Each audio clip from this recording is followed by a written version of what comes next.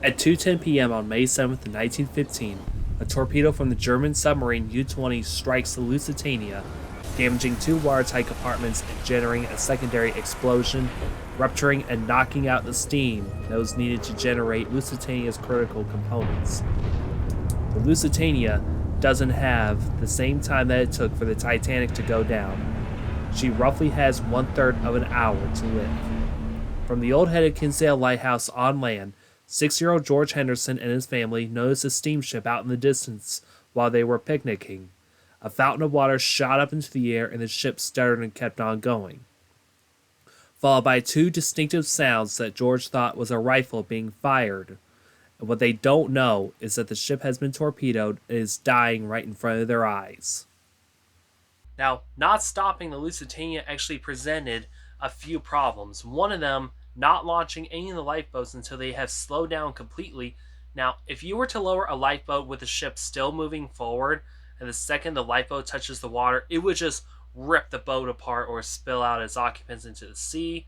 Now, what Turner can do is go ahead and order the lifeboats to be prepped for lowering, but not lowered until the ship actually does slow down. And with the ship that's actually still moving forward, it actually puts more water pressure on the Lusitania that are below the waterline. And now this term was actually called force flooding.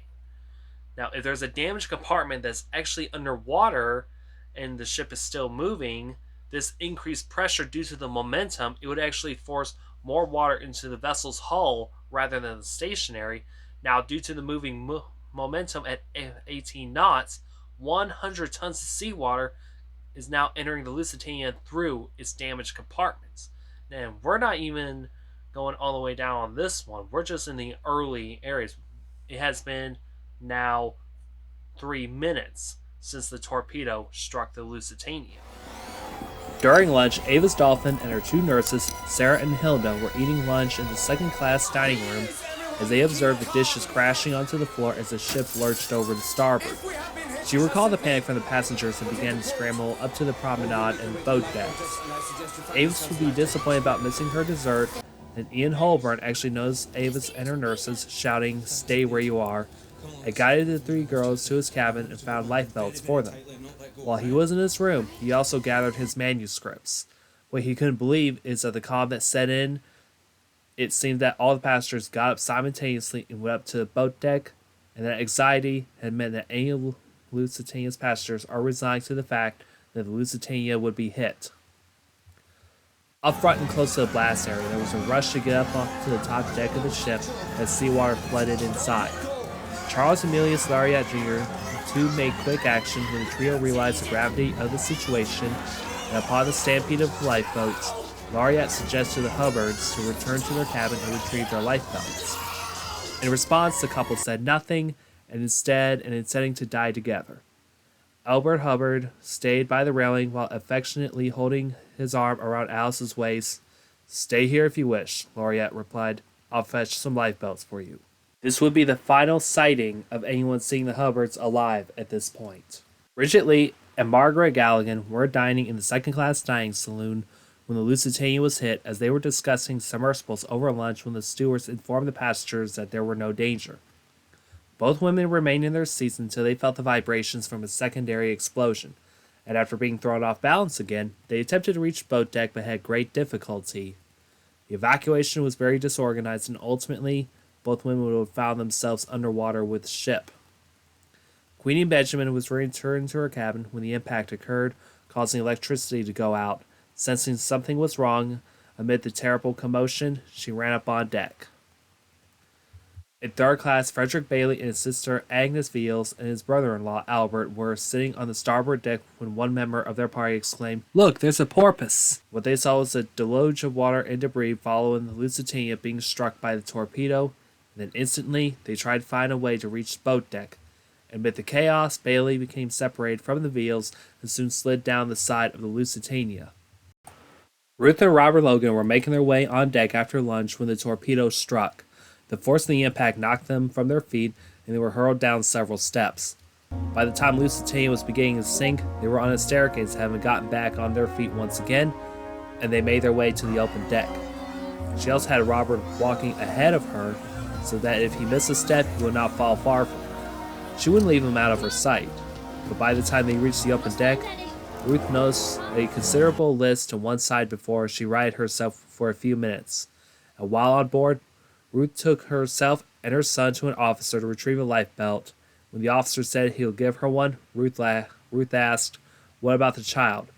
Then in response, the officer said, "Put him in along with you." Now, although Robert was only 2 years old, the thought of being put inside his mother's lifebelt was so traumatic they began to cry and struggle. He was put down on the floor again when a sailor advised her to put on her lifebelt correctly. Then Ruth asked the sailor to get a lifebelt for him, and he hurried to get one. And they waited. They can't wait for less than half an hour. Turner realized that he couldn't stop the Lusitania, and the one thing he wanted to try to do is to steer the ship to beach the Lusitania over at the old-headed Kinsale Lighthouse on the Irish coastline. And what he wanted to do is order the helmsman to turn the ship to port to line up with the bow with the coastline. As he ordered the helmsman to even out, the steering locked up and did not respond. Now to the Lusitania's helm is now dead. And the crew watched helplessly as they watched the Lusitania go right back out to sea. Wireless operator noticed the power was starting to dwindle down, and Marconi operator Robert Leaf realized he was running out of time as the lights began to flicker. He tapped out, "SOS, come at once, big list, of south head of Kinsale, MFA." This message will be acknowledged from a nearby shore station. As the lifeboats were being lowered for preparation on the starboard side, a problem endures as a massive gap between the lifeboat and the ship would run the risk of passengers of misstepping and falling into the water by mistake. On the port side, there was a struggle to get the boats pushed over to the side or to release them from their ropes. Staff Captain James Anderson cried out to stop lowering the boats, as Lusitania is not going to sink as there is no danger, as he was trying to do crowd control and dissuading others from evacuating. From what they actually don't know, on the inside of the ship, the power for the Lusitania is now failing entirely, as we are now 4 minutes into the sinking of the RMS Lusitania, and for those that actually do want to try to get up on Lusitania's boat deck, actually had to take the elevators going up. But however, what they actually don't know is that one of the most critical systems is about to fail. 4 minutes into the sinking, the loss of steam pressure also failed to keep the ship's dynamos on, and the power went out, plunging the Lusitania into total darkness. Lit hallways and corridors of Lusitania turned into a maze of darkness. For those that were the ship's elevators, as the power went out, the electric elevators became stuck between floors, thus trapping any passengers between them. Survivors reported hearing screaming from inside the walls, as nothing could be done for the ones inside the elevators. Electrical-wise, the Marconi system was still running on battery power backup system. Fortunately, most of the ships started picking up this distress call and immediately raced over to Lusitania's position and distress call. Lusitania's distress call reached as far as the mainland of Ireland and then over to the British Admiralty in London. The world begins to learn that something had happened to Lusitania. The first ship that was alerted was the Wanderer. This ship was alerted by the sight of the heavy smoke and the 2 distant explosions.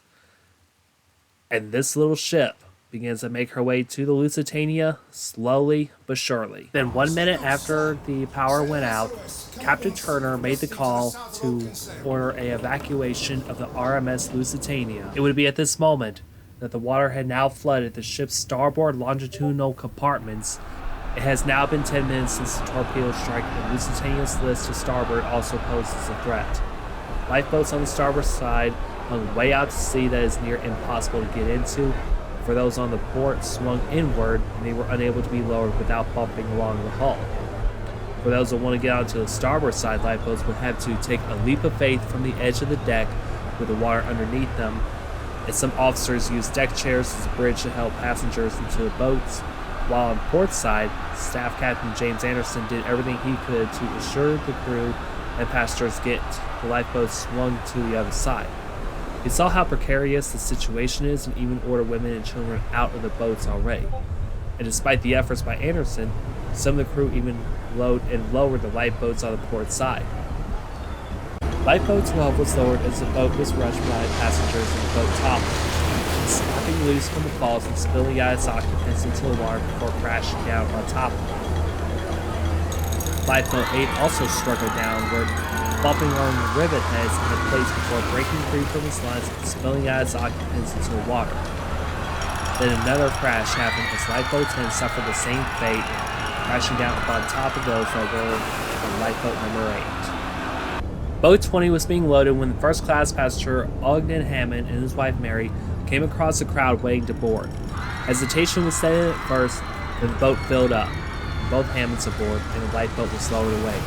The sailor manning the ropes of the bow lost control and tried to regain it, but the rope burned the skin off the sailor's hand, thus sending 20 into the water head first, spilling all passengers into the sea. Unfortunately, Mary would not resurface. The bow then begins to submerge, and the golden nameplate of Lusitania is touching the waterline. The name once towered the Atlantic, which is now plunging into the sea floor. Quartermaster Hughes Johnson gave Captain Turner the last readout of the spirit gauge on the Lusitania, a dreaded 20 degrees. Gentlemen, Captain Turner would salute his officers and Quartermaster Hughes Johnson, relieving them of their duties. He would last remain on the bridge of the Lusitania and would not leave until all the passengers and crew were off the ship entirely. Tell Anderson we've slowed enough to lower the boat. Sir? That's an order.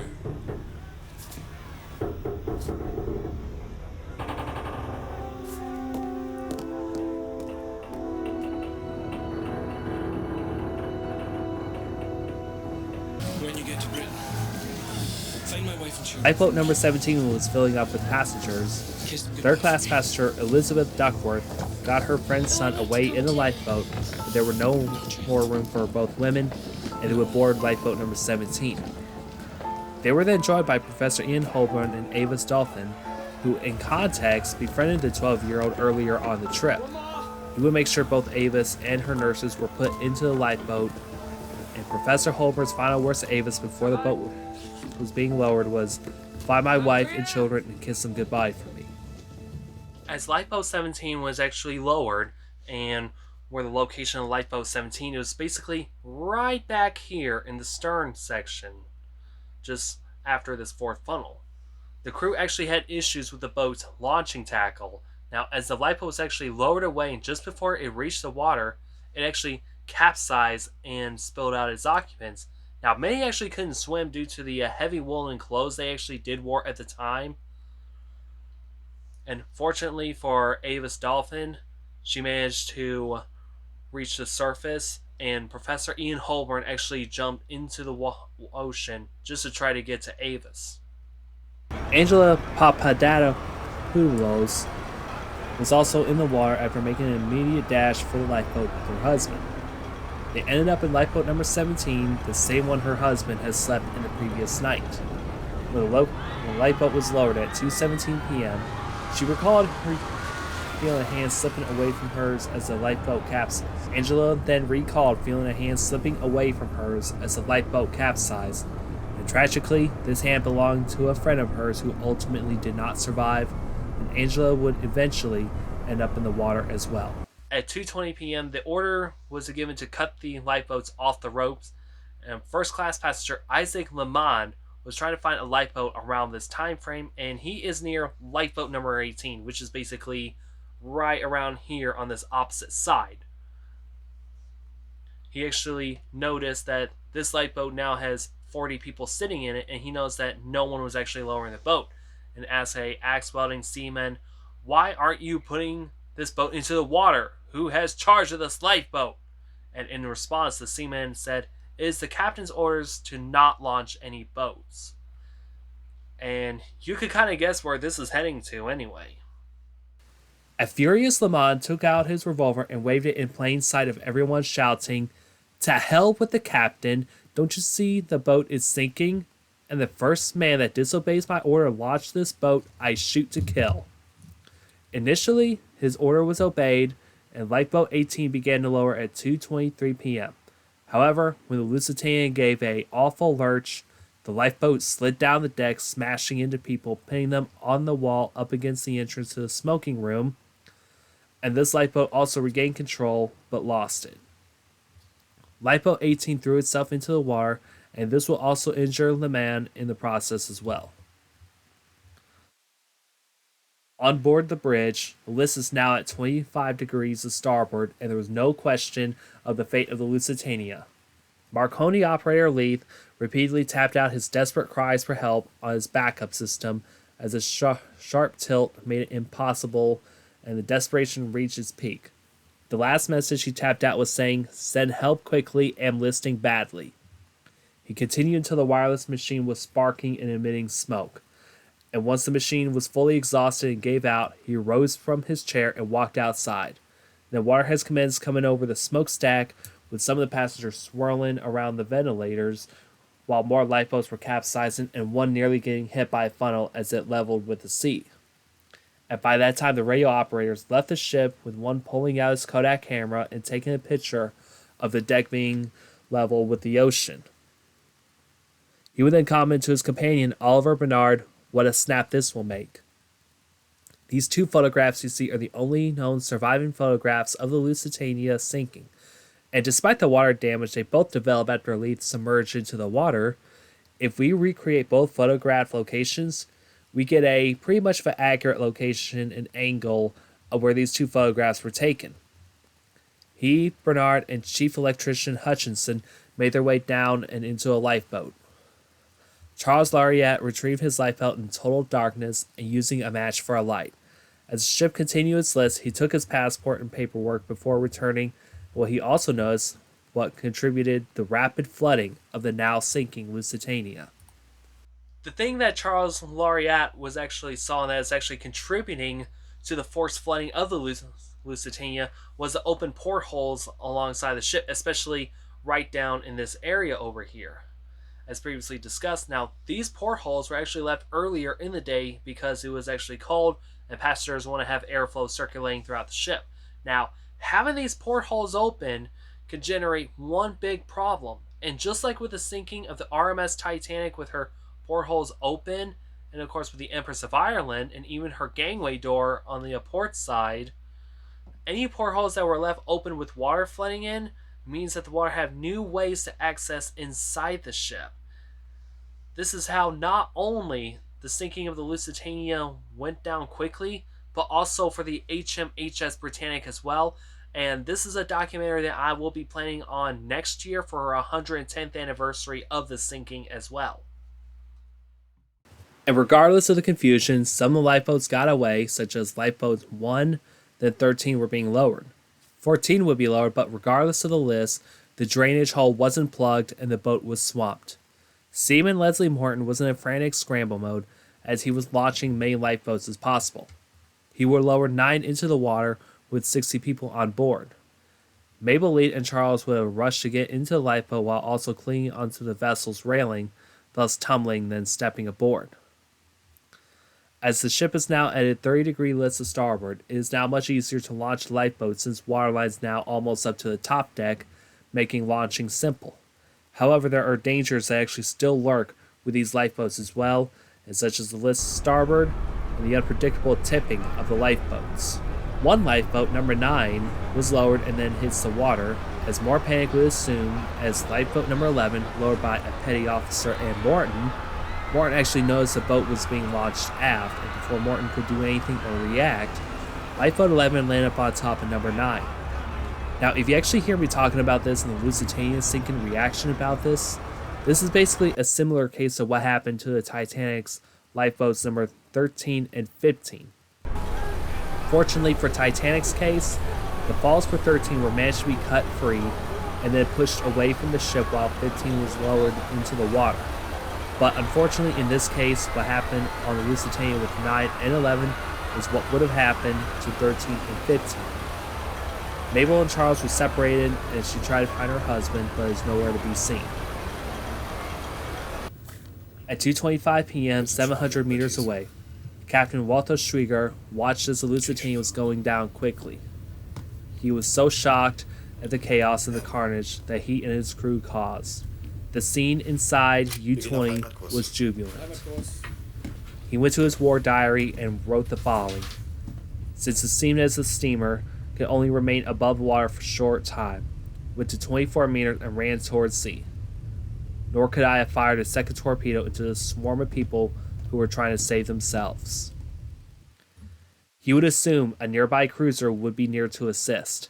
As Schwieger dived the sub and withdrew from the scene, and with a single torpedo, he had sunk more tonnage than he had for the rest of U-20's patrol combined. The mood inside was jubilant. Despite the climbing death toll, some of the passengers even reported seeing U-20's conning tower watching the sinking unfold from the surface. At the end, Schwieger did what they can and left the scene immediately.